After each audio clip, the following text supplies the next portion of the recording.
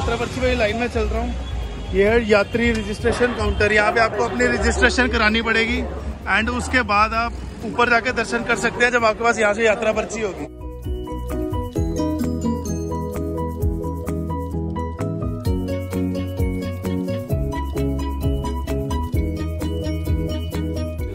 ये तो यूजुअली यहाँ पे रश काफ़ी होता है, आज रश कम है। तो ये हम पहुँच गए यात्रा पर्ची काउंटर पे।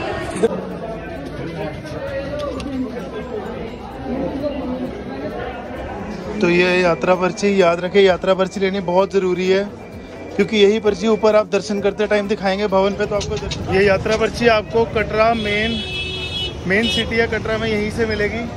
यहाँ पे यात्री रजिस्ट्रेशन काउंटर है, यहीं से यात्रा पर्ची मिलेगी। अभी यात्रा पर्ची लेने के बाद मैं निकल रहा हूँ बाणगंगा के लिए। बाणगंगा हार्डली यहाँ से 1 किलोमीटर की दूरी पे है। फिलहाल मैं तो अपनी गाड़ी में हूँ तो इसलिए अपनी गाड़ी से जाऊँगा। जो लोग यात्री हैं या जो बाहर किसी स्टेट से आए हैं वो यहाँ से बाणगंगा तक ऑटो रिक्शा में भी जा सकते हैं या पैदल भी जा सकते हैं। कई लोग वैष्णो देवी की यात्रा कटरा से ही पैदल शुरू कर देते हैं, जो कि बाणगंगा तक भी पैदल जाते हैं। नॉर्मली वैष्णो देवी यात्रा शुरू होती है बाणगंगा से। आप यहाँ से ऑटो लेके बाणगंगा तक जा सकते हैं या पैदल भी जा सकते हैं। ऑटो लेके जाएं तो ज़्यादा कन्वीनियंट रहेगा क्योंकि वहाँ से सही यात्रा स्टार्ट होती है। यहाँ से ऑटो ही कन्वीनियंट रहेगा क्योंकि यहाँ पे गाड़ियाँ भी चलती हैं, ट्रैफिक भी होती है। तो आप ध्यान रखें अपना, यहाँ से आप हमेशा ऑटो लेके जाएँ। ऑटो भी लगभग 100 रुपये के लगभग लेगा वहाँ तक छोड़ने के। तो अभी अभी गाड़ी पार्किंग की है, गाड़ी जस्ट बाणगंगा ये बिल्कुल पास में आ गई। यहाँ से गाड़ी बिल्कुल बाणगंगा से हार्डली 100 मीटर की दूरी पे पार्किंग है। आप चाहें अगर आप अपनी पर्सनल गाड़ी से आ रहे हैं तो यहाँ पे पार्किंग लगा सकते हैं, जो कि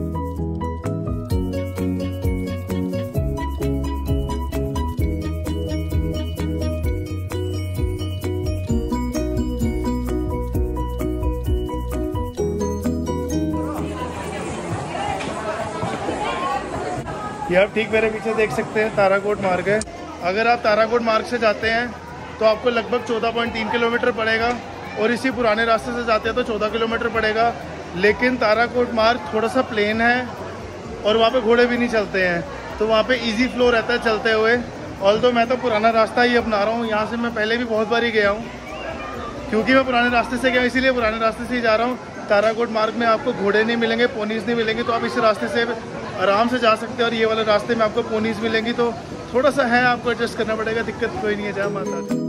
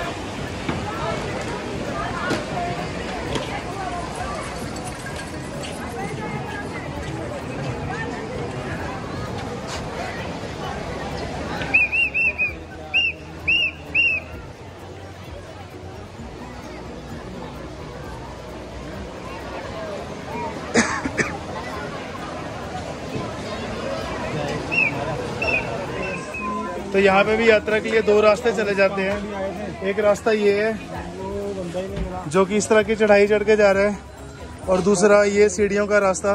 कोशिश कीजिए जो लोग एक्सपीरियंस नहीं है इतने, जो लोग इतने फिट नहीं है, वो यही वाले रास्ते से जाए क्योंकि ये थोड़ा सा लंबा ज़रूर पड़ेगा लेकिन बहुत ईजी है। अभी जो लोग फिट हैं वो तो यहाँ से जा सकते हैं, तो हम भी ट्राई करेंगे। 425 सीढ़ियाँ हैं, यहाँ पे साफ स्पष्ट लिखा हुआ है हृदय रोगी इन सीढ़ियों का प्रयोग ना करें। तो 425 सीढ़ियाँ, हर जहाँ सीढ़ियाँ आएंगी वहाँ चढ़ने से पहले लिखा होगा कितनी सीढ़ियाँ हैं। तो आप देख करके सोच करके जाएं कहाँ से जाना है आपको।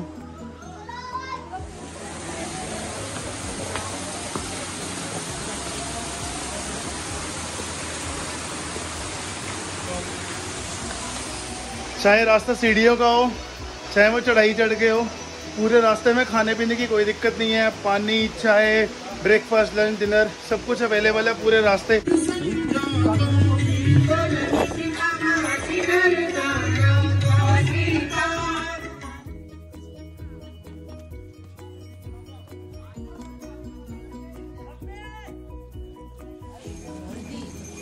ये मैं पहुंच गया चरण पादुका मंदिर। चरण पादुका नाम का ही मतलब है भगवान के पैरों के निशान।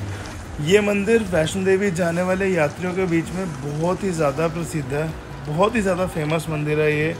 ऐसा कहा जाता है कि माँ वैष्णो देवी यहाँ पे रुकी थी देखने के लिए कि क्या भैरवनाथ उनको अभी भी पीछा कर रहे हैं उनका कि नहीं। और जिस मंदिर में माँ वैष्णो रुकी थी वहाँ पे आज भी उनके पैरों के निशान साफ देखे जा सकते हैं।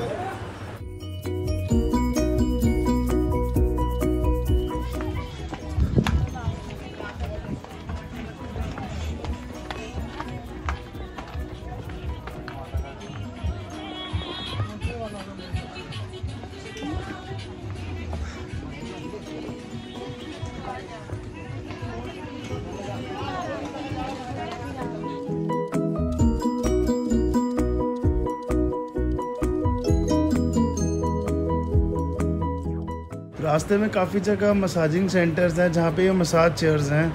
आप आराम से यहाँ पे मसाज ले सकते हैं चेयर पे। 15 मिनट, 30 मिनट और 1 घंटे ऐसे कुछ हिसाब से इनके रेट हैं। और आप आराम से थक जाएं तो यहाँ पे बैठ के 15-20 मिनट के लिए मसाज ले सकते हैं।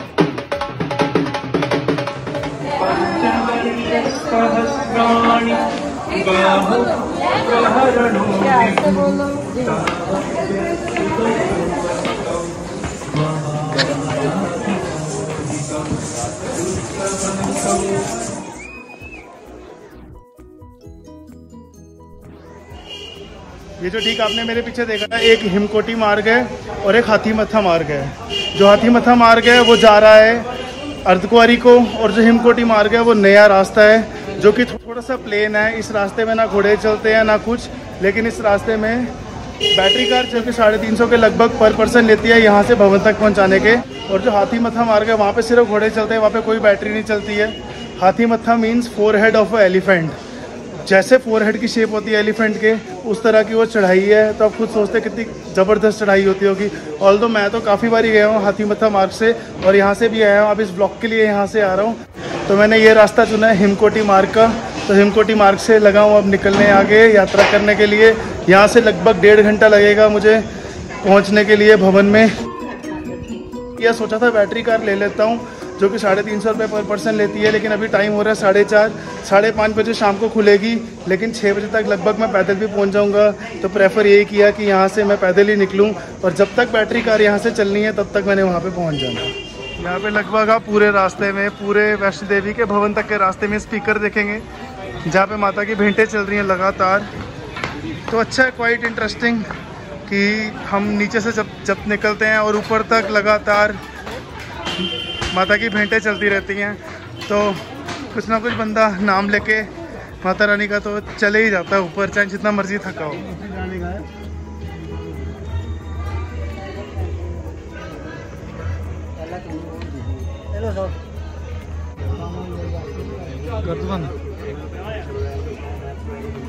बड़ी जोर से भूख लगी थी, कुछ भी नहीं खाया था। 4-5 किलोमीटर चल गए हैं, अब कुछ खाएंगे और फिर जाएंगे। जय माता दी।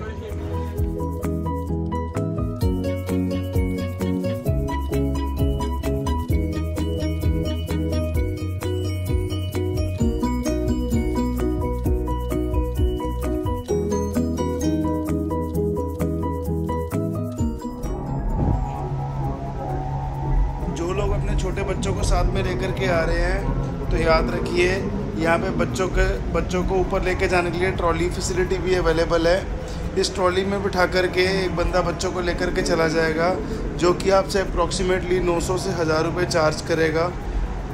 तो बस बच्चे आएंगे तो वो भी इजीली जाएंगे। अब जय माता दी। टाइम शाम के 5:30 बज रहे हैं और अभी लगभग भवन 1 किलोमीटर रह गया। तो बड़े इजीली चढ़ गए, कोई दिक्कत नहीं आई। पहले भी कम से कम 50 बारी वैष्णो देवी की यात्रा करी है, लेकिन ये यात्रा सबसे फास्ट यात्रा थी, बिना किसी घोड़े के और बिना कैब के। तो अभी 1-1.5 किलोमीटर भवन रह गए, तो चलो आपको भवन चल के भवन दिखाते हैं।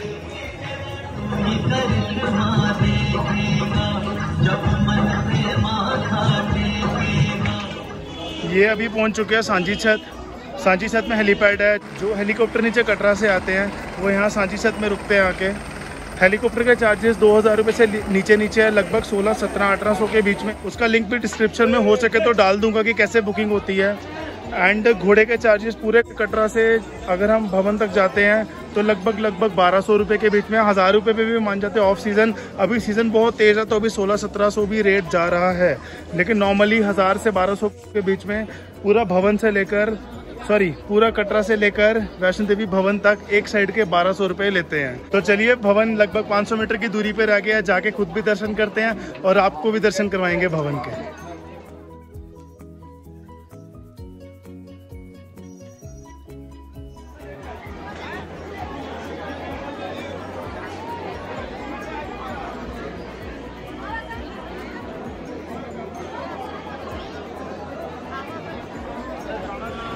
ये आप ठीक मेरे पीछे देख सकते हैं माता वैष्णो देवी का भवन। भवन पे पहुंच चुका हूँ इस समय।